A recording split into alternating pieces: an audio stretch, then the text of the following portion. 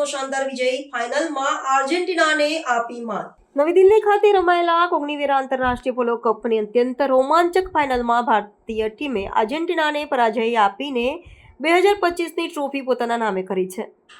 જયપુર પોલો ground ખાતે આયોજિત આ મેચમાં ભારતે પ્રતિસ્પર્ધી આર્જેન્ટિનાને 10-9ના નજીકના સ્કોરથી હરાવીને ઐતિહાસિક વિજય નોંધાવ્યો હતો.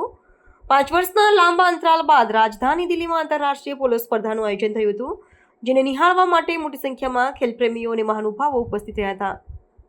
ભારતીય ટીમનું નેતૃત્વ કપ્તાન સિમરનસિંહ શેરગિલ કરી રહ્યા હતા, જેમની સાથે ટીમમાં સવાઈ પદ્મનાભસિંહ, શમશીર અલી અને સિદ્ધાંત શર્મા જેવા કુશળ ખેલાડીઓનો સમાવેશ થતો હતો. આ ખેલાડીઓએ મેચ દરમિયાન ઉત્કૃષ્ટ રમત અને રણનીતિક કૌશલ્યનું પ્રદર્શન કર્યું હતું. આ પ્રતિષ્ઠિત સ્પર્ધાના મુખ્ય અતિથિ તરીકે કેન્દ્રીય પર્યટન મંત્રી ગજેન્દ્રસિંહ શેખાવત ઉપસ્થિત રહ્યા હતા.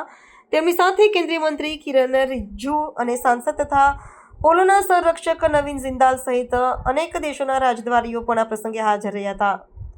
આ વિજય બાદ ભારતીય ટીમના કપ્તાન સિમરનસિંહ શેરગિલે પોતાની ખુશી વ્યક્ત કરતા જણાવ્યું કે આર્જેન્ટિનાની જેવી મજબૂત ટીમ સાથે જીત મેળવવી અમારા માટે સૌ માટે એક વિશ્વસનીય ક્ષણ છે. ભારતીય પોલો માટે ગૌરવનો દિવસ છે.